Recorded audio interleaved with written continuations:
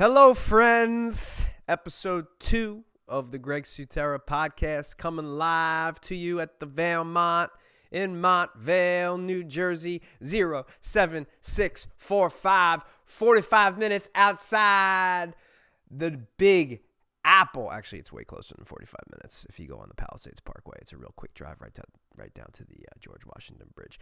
But we're right by the 212, the 718. We're coming out of the 201. We've got 551. We got 973, 732.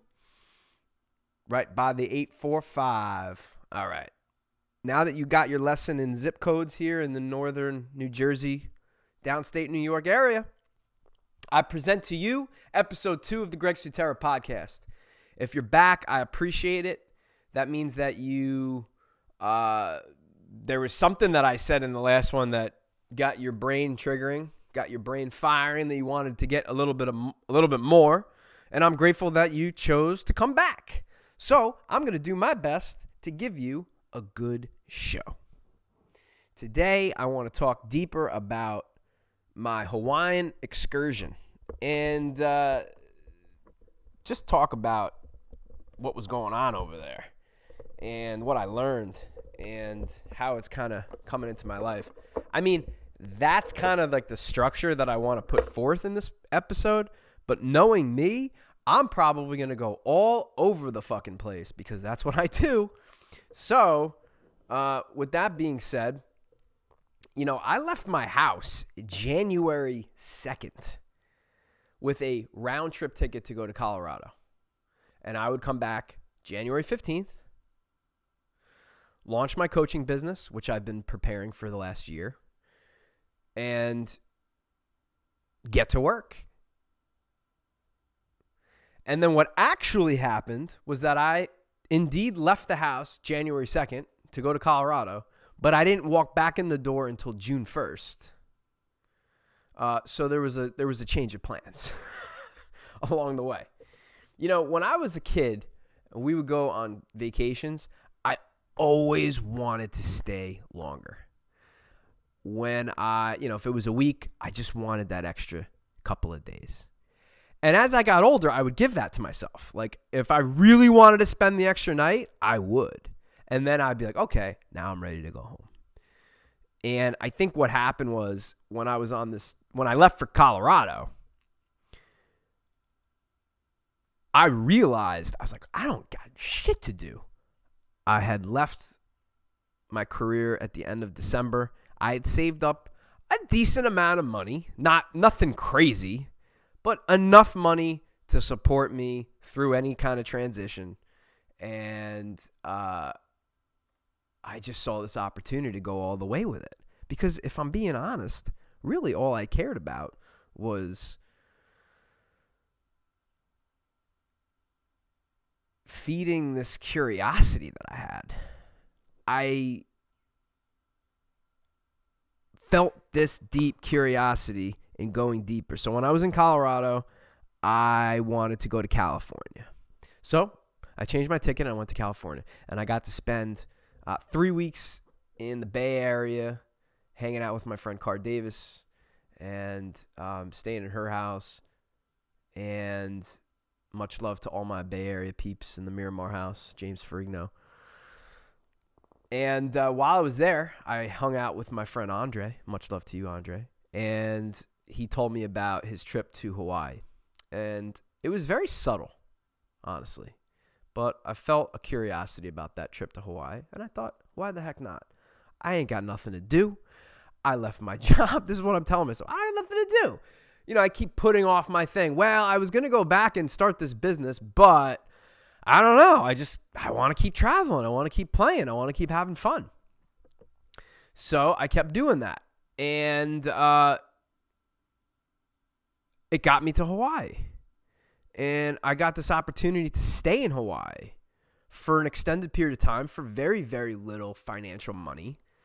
And I lived in a shack or a hut or a bungalow or however you want to call it.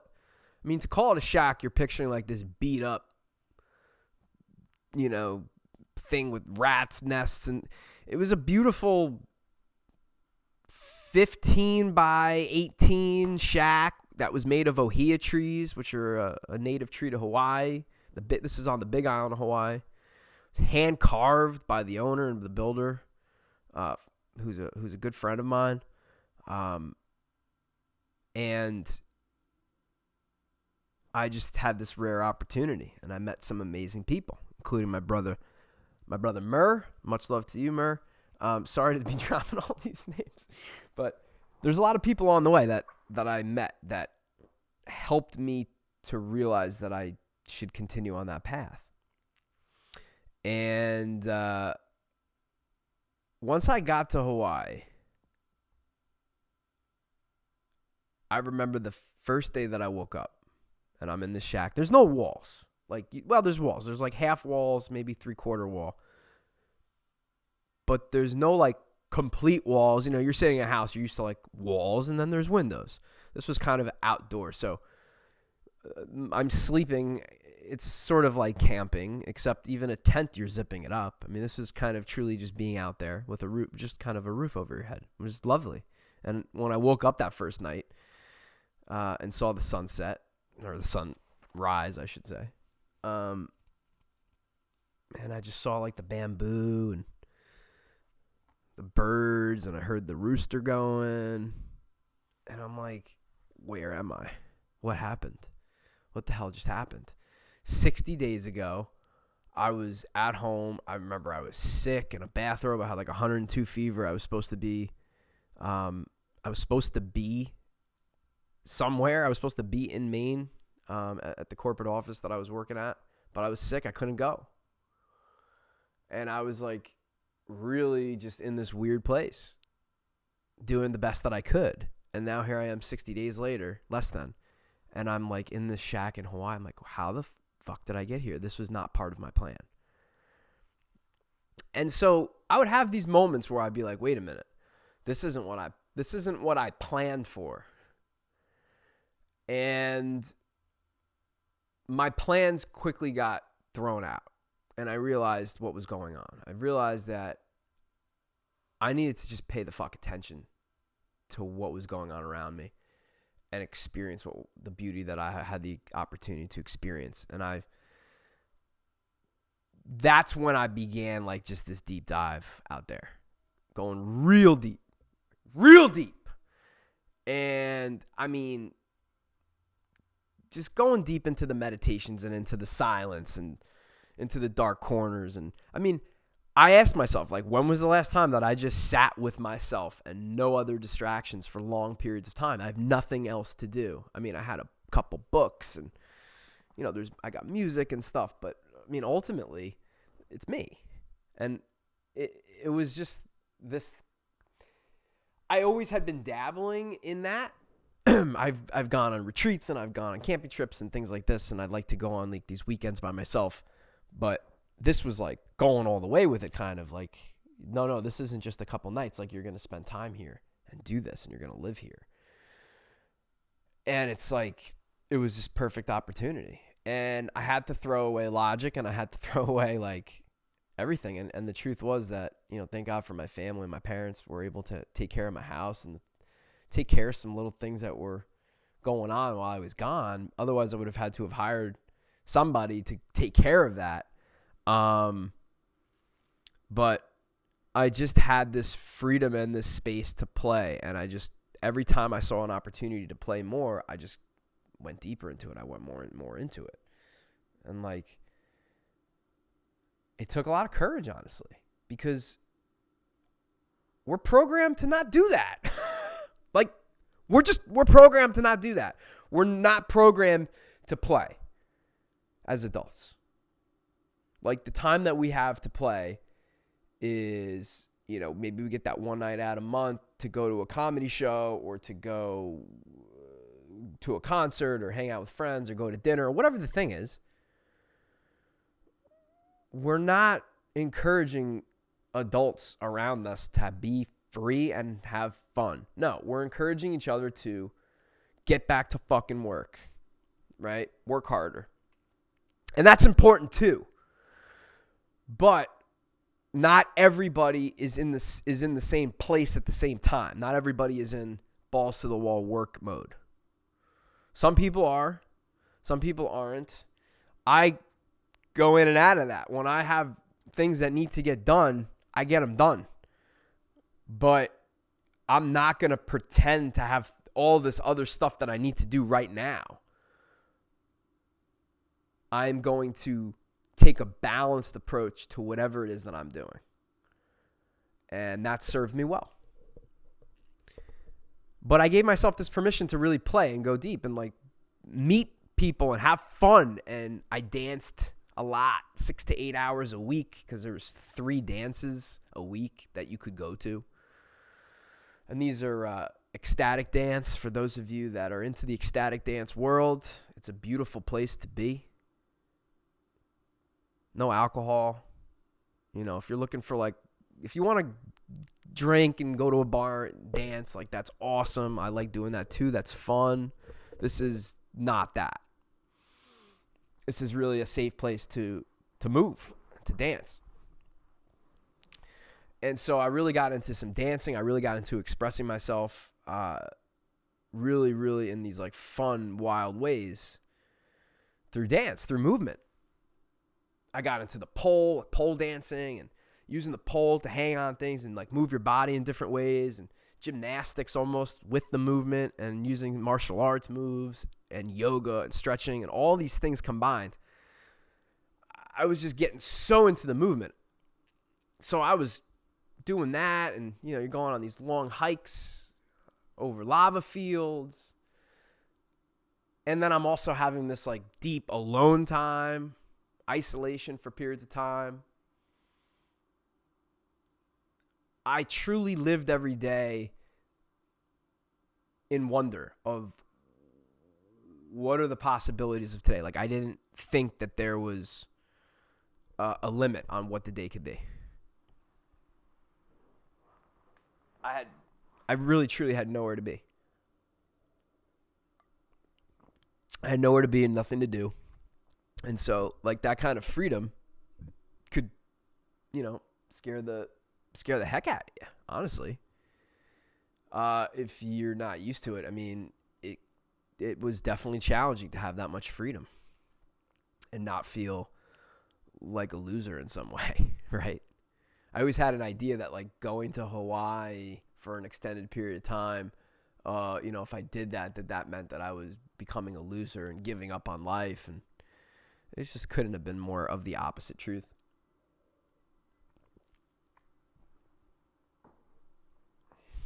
I needed a detox from my life, from like the way that I was living. And not that I was living badly. I wasn't sitting here, you know, doing drugs all night.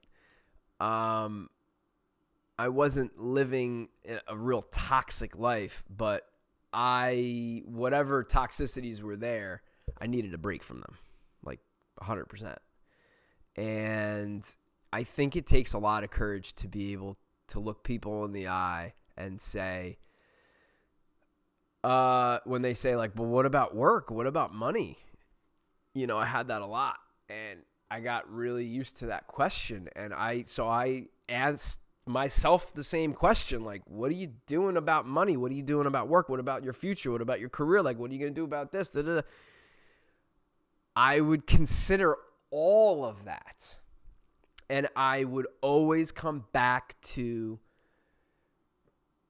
just, it will work itself out as long as I'm being true to myself. I'm not going to worry about the X's and O's about executing this so I can make this money, so I can buy this thing. Like, I've never been like that. I wasn't like that in business. I wasn't like that in sales. Anybody that knows me in business and sales, I never looked at my commission piece. I never looked at how we were paid at any of my jobs. I didn't care. I never looked at the statistics. I didn't look at the calls and how many of this and that.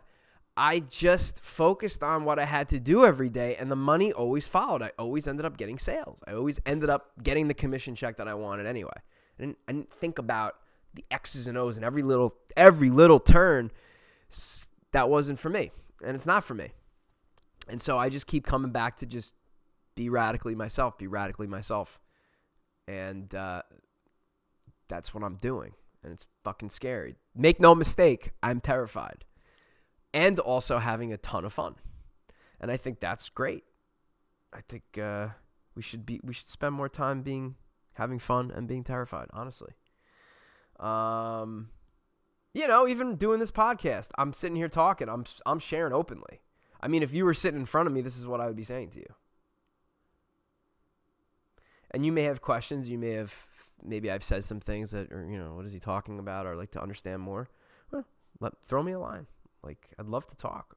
I'd love to share more. Let me know what's unclear.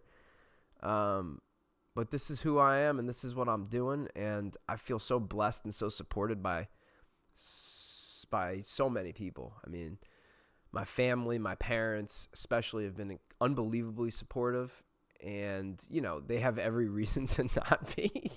I mean, in some ways, the way that I live, it's challenging. It's challenging. And so I'm appreciative of those around me that understand who I am, and I guess give me the space to do that. There's been a lot of people in my life that have known who I am and like kind of grant me the space to be that. And I just really appreciate those people. And you guys know who you are. So one of the crazy things, well, it's not really crazy, but one of the things that was new and unique for me with Hawaii was giving up my car for a period of time. All right, so this is like the, third world or first world problem, I've had a car for 20 years. I've had a car, I've had access to a car since I was 17. I've been fortunate. It's the culture I grew up in. My parents helped out when I was younger. Like, there was a lot of support to have a car. I've always had a car. When I had jobs and I travel, I could rent a car. Like, I'm rarely without a car. And I also love cars. I'm a car guy. I love driving.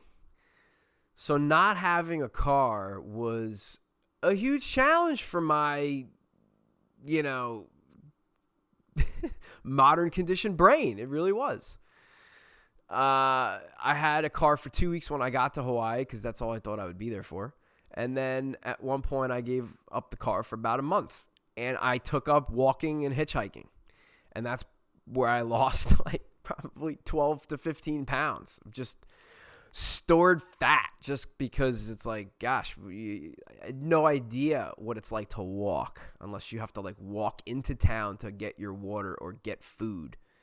It was about a 2-mile walk to town, 1.5 miles. So it's like 3.5, 4 miles home, round trip, So often you get a hitchhike, you get a ride back if you can.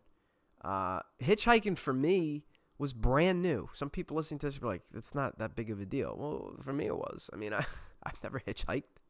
I never have. This is all part of my, I've always wanted to be in control, and that was out of the control. And so I had this opportunity to jump into strangers' cars and just trust that I was going to get where I needed to go. And culturally, it wasn't like I was in some crazy land where there was all these battling going on. I was in Hawaii. This wasn't, it's in the United States, technically.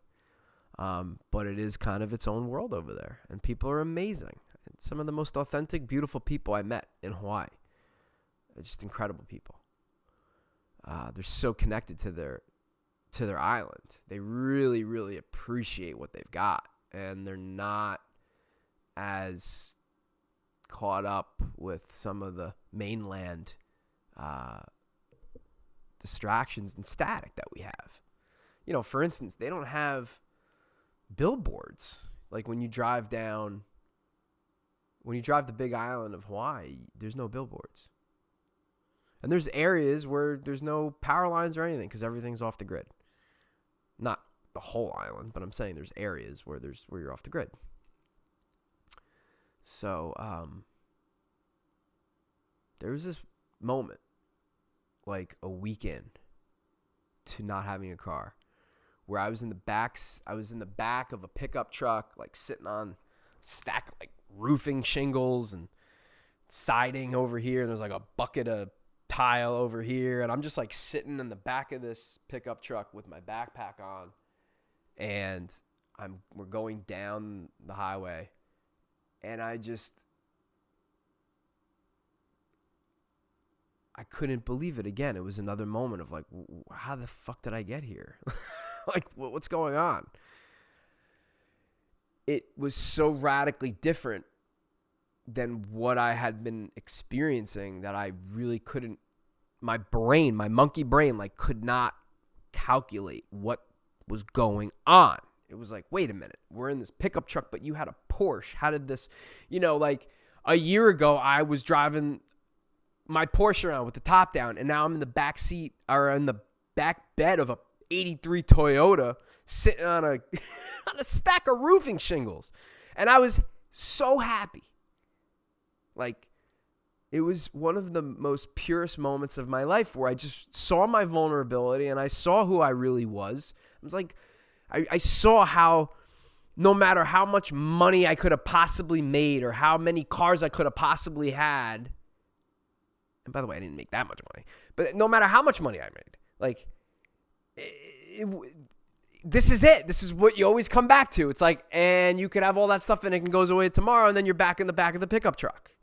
And it's like, on one hand, that would scare the shit out of me, that the thought of that, because there was this whole story tied to it, that you're a loser if that's what happens. But really, you're a fucking winner. Like when I was in the back of that pickup truck with the sun, and I'm in Hawaii, I get the wind blowing in my fucking face, and I'm going back to my shack, and I got nothing. I got no responsibility. I got nowhere to be.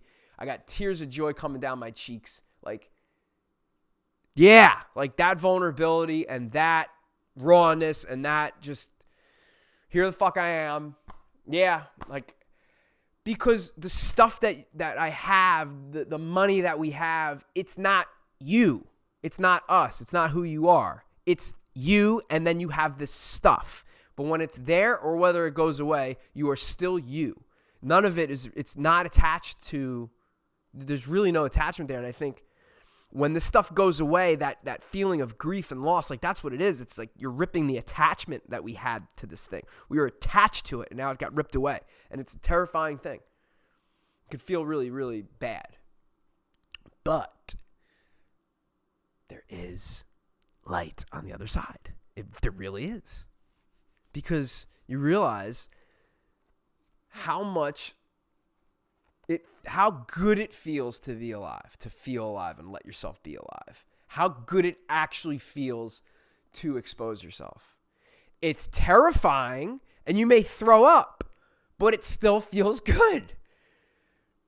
Some of the hardest workouts I've ever had in my life were the couple of years that I wrestled in high school. And those workouts, there was so many workouts where I would throw up, dizzy, throwing up, like puking, and like can't do anything. And yet it felt so good. What is that? It's just the feeling of being alive. And even when bad things happen, or quote unquote bad things, I don't like to use the good and bad label, but when things happen that are not so convenient,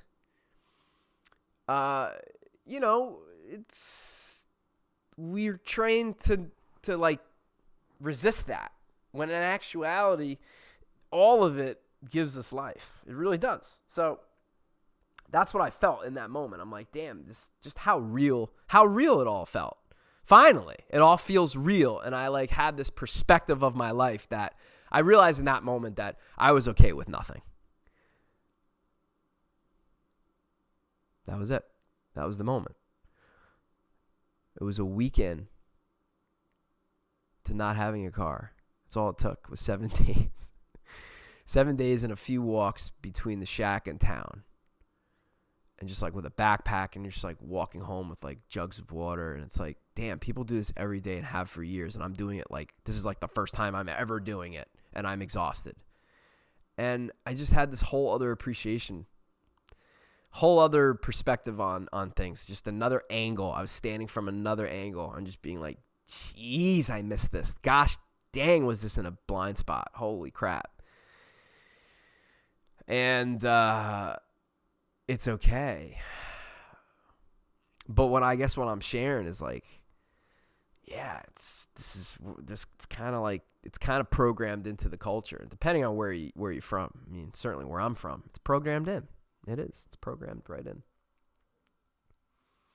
To think that you're not safe or that you're not well off if you don't have the things. It's nice to have the things. Part of being a human is that we get to experience having the things. But it's nice to know back in the back of your mind that you don't need it to actually survive. It doesn't mean it won't be challenging without it. Doesn't mean that there won't be an adjustment period, grieving. But ultimately, it's not part of the equation of life. It's not oxygen. It's not water. It's not air. You know what I'm saying? That's what I mean. And I really understood that. And I got to see what it would look like without everything.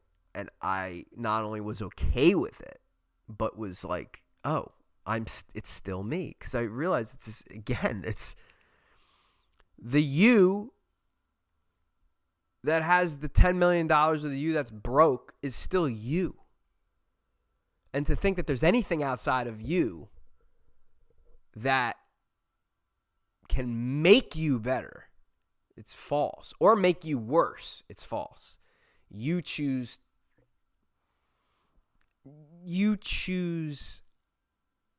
if you want to let something support you in becoming a better person. And you can let things hurt you, but they're not doing it to you. Like, a great basketball shoe doesn't make you a good basketball player. You're still you. You're not Michael Jordan yet. It's the same thing. Like, it's you. It's us. It's whoever's listening to this podcast right now, like whatever person is that right now, that's the person that is going to be doing whatever the thing is that you want to be doing. There's probably layers on top of the heart that need to go for that to be exposed, but it's you. And that's what I got in touch with in Hawaii. I mean, I really got in touch with that. Not for a week, not for a couple of weeks, not for a month, not for a couple of months, for a period of time that was enough for me to really feel the lesson. Feel it. Not just to have like, oh, what a nice week we spent there and I got a good taste of what that would be like. No. This is like, I was living it.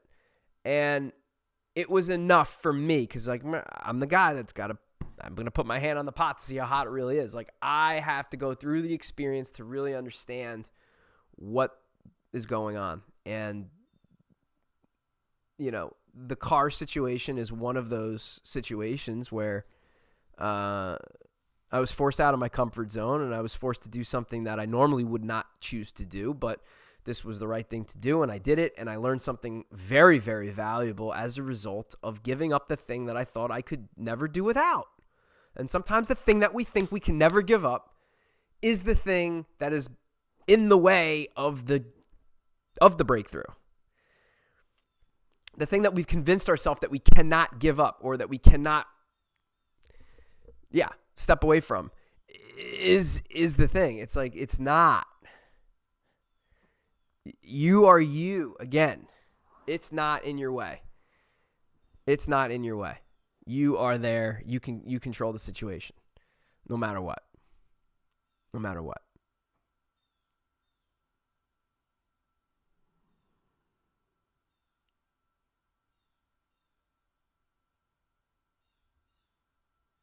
It also taught me how to slow the F down. Slow down.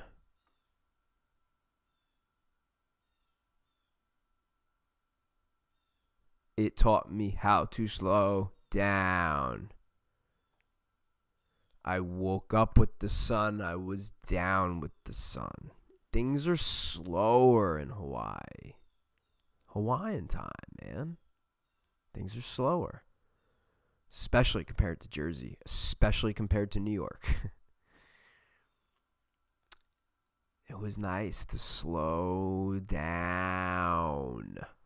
What's that? Oh, I can't just stuff my face for 20 minutes. Like, I have to actually, like, prepare this food over this little stove, and I got to clean the pots by boiling water. I mean, this is going to take me 3 hours to do this whole thing.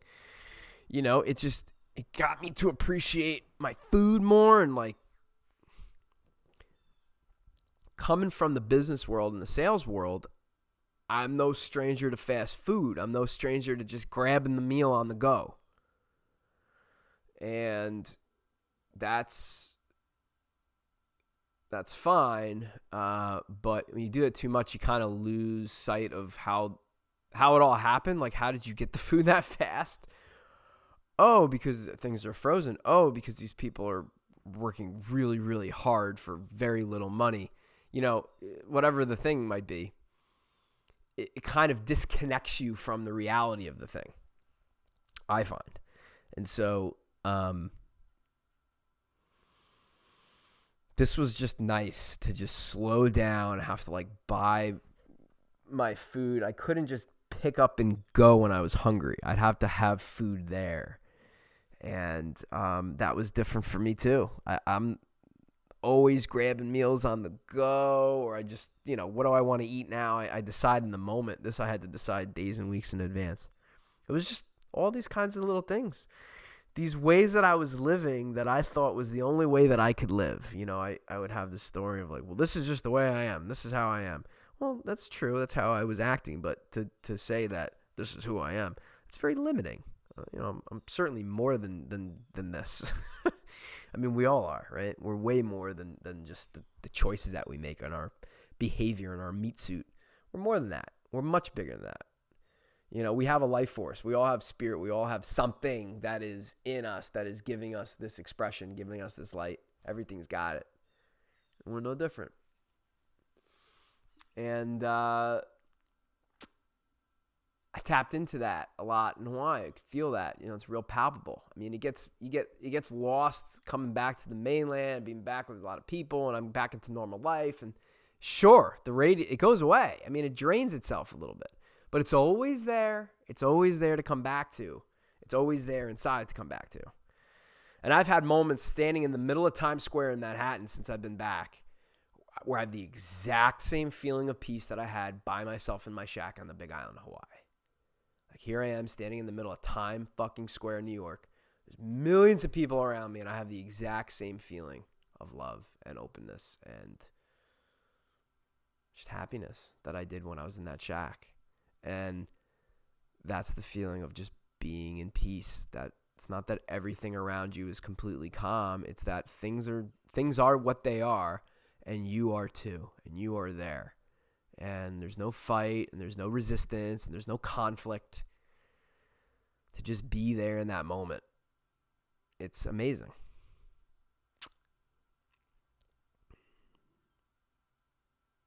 It's amazing.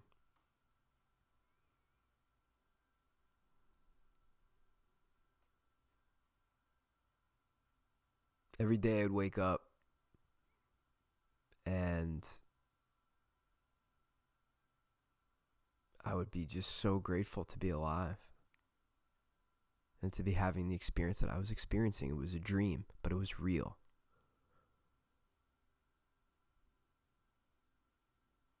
I never thought that I would. Up to that point, I hadn't done anything like this. So it was really special for me. But, just like everything else, after a while, things start to bug you. And there is a rooster on the property. His name is Ricky the Rooster. And if you're listening, Ricky, I'm coming back for you soon. But Ricky the Rooster had a nickname that was coined by a friend that was staying there called Wrong Time Ricky. Wrong Time Ricky was because this rooster would crow at all hours of the day. It didn't matter if the sun was up or if it was down or if it was going up or it was going down. It doesn't matter if 6 a.m. or 6 p.m., 2 a.m., 2 p.m. This motherfucker's crowing all day. And wrong time Ricky was something I had to get used to. Again, it was this thing that I was not used to. I wasn't used to having to like get used to hearing a rooster crowing in the middle of the night. It woke me up a lot. I had to get used to wild pigs. I would hear wild pigs eating the banana trees around my hut, and it would freak me out. Send me into fight or flight mode, so I'd jump up. And I wouldn't sleep. You know, it would take me weeks to get used to that. I mean, there was all these things that I had to get used to and get it and surrender to, and just realize that this is just the way it is. Just be with it. Enjoy the experience of being in this bed in the middle of this plantation. Yeah, you got pigs eating banana trees. Yeah, it's wild. This is where you are. Enjoy. You're not in danger. No one's going to kill you. You know, being logical, but have fun with it is what I would tell myself, you know. A lot of rain. There was days that would go, sometimes week. Just rain, constant rain. We're living in that rainforest belt there in that jungle. It's just constant rain. Could rain all day. It could be soaking for days. But then it could also be beautiful and sunny for days, you know. So it's really a remarkable contrast between weather patterns. It's beautiful.